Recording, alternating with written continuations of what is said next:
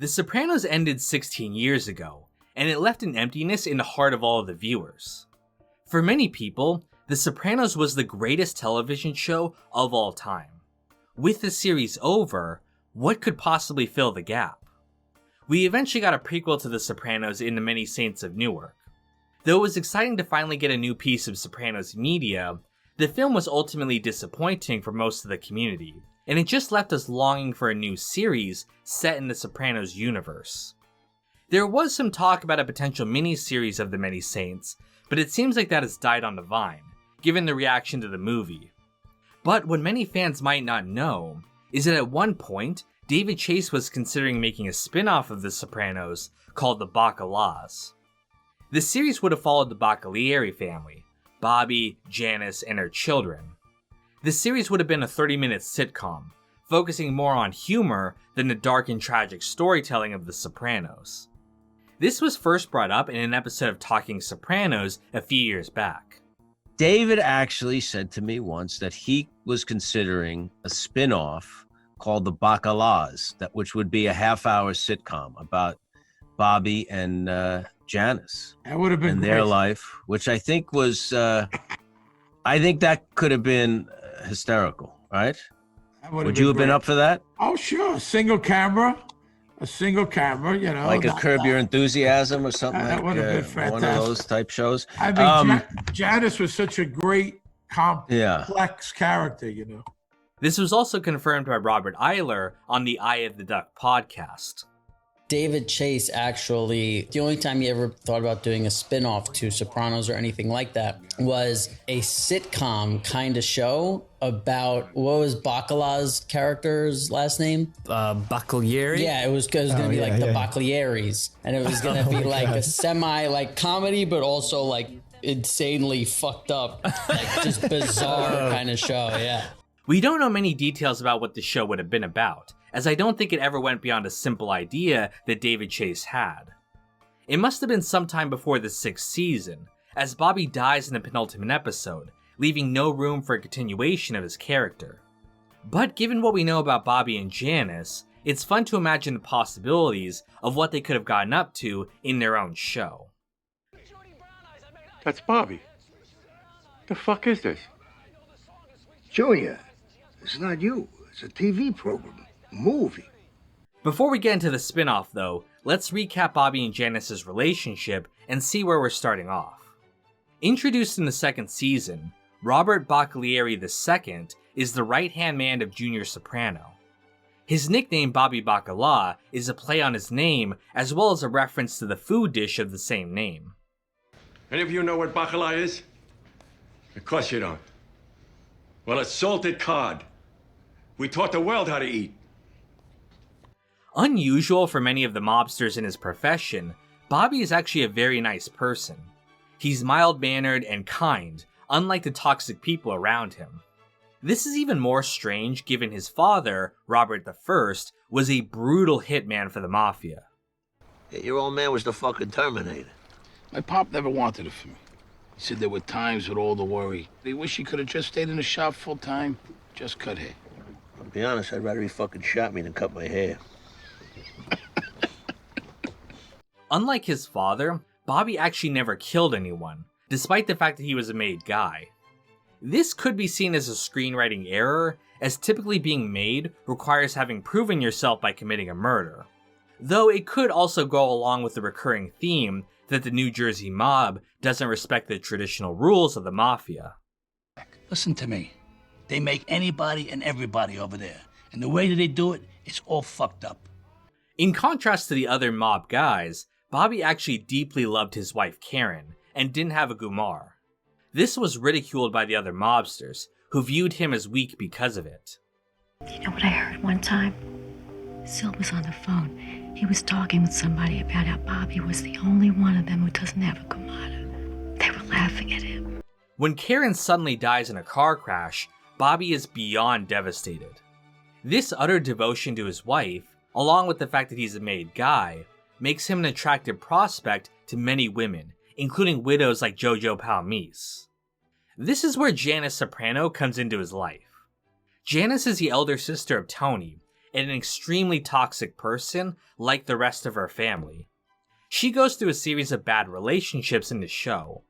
She first dates Richie Aprile, which ends with her killing him after he hits her during an argument. She later seduces Ralphie Cifaretto, engaging in degenerate sex with him. However, his crude nature begins to turn her off. Being neighbors with Bobby, she participates with the other wives in bringing him food after Karen dies. Moved by Bobby's pureness and deciding that she wants Bobby's love and kindness in her life, she sets out to make him hers. At first, she tries to make herself helpful, taking care of his family and being supportive of his pain. However, when Bobby continues to mourn his dead wife, Janice manipulates him into believing that his grief is preventing his children from moving on. This convinces Bobby to finally let Karen go. He and Janice get together shortly after this, and they're soon married. Despite the manipulative way that Janice hooked Bobby, she did try to have a relationship with his children. She could be quite mean to Bobby's son, Robert III, but honestly, not much more than we saw other moms like Livia be to her children.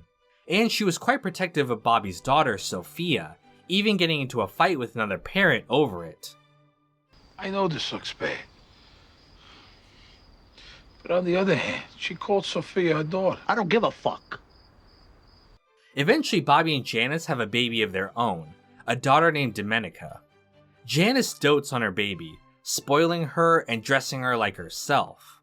But she could also be very harsh with her when she talked back or showed her individuality, something she notes Livia did as well.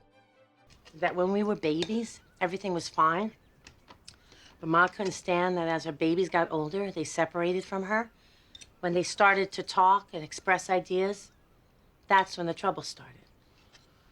Though Janice can be trouble, marrying the boss's sister has several benefits.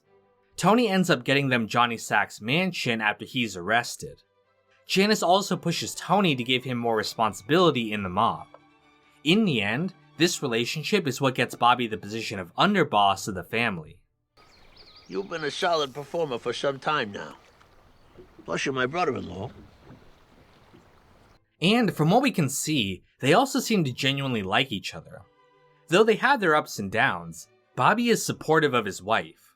He pushes her into anger management to deal with her Sopranos temper, and is even willing to fight Tony when he insults her over a game of Monopoly.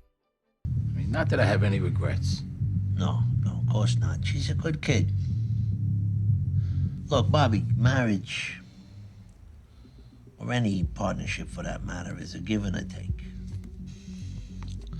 Of course, Bobby would later die in the penultimate episode of the series, The Blue Comet. While he's out buying a model train, which is a personal hobby of his, he's hit by members of the Lupertazzi family, the first victim in the war between their families. However, let's imagine a world in which Bobby didn't die. If the show ended after season 5, which David Chase originally wanted to do, then Bobby and Janice would still be married. Of course, Domenica wouldn't have been born yet, but he could easily introduce her in the series as the annoying baby character added in for cuteness. Hi, I'm the baby, brand new, just out. Gotta love me, come on, gotta love me. Presumably, the show would have dealt with the various family-related conflicts in the Baccalieri house. We saw that there was fighting, particularly as Janice's toxic upbringing wormed its way into all of their lives. This was a nice house. Peaceful, I don't know. There wasn't all this yelling, and tension. I'm imagining something along the lines of Married with Children, a more pessimistic look at the family dynamic, similar to what we saw in The Sopranos. I can imagine all kinds of scenarios with Janice complaining to Bobby to stop playing with his toy trains and go out and be a mobster, similar to what she did in season 4. Swear to God, I'm throwing all this shit right in the garbage. It's my hobby, Janice. Why you gotta belittle it? Who knows, if we really wanted to lean into the whole sitcom shtick, the show could have even had some classic Sopranos characters come in for guest appearances. I mean, couldn't you imagine Paulie bursting into the Bacala house like Kramer on Seinfeld? What do you hear? What do you say?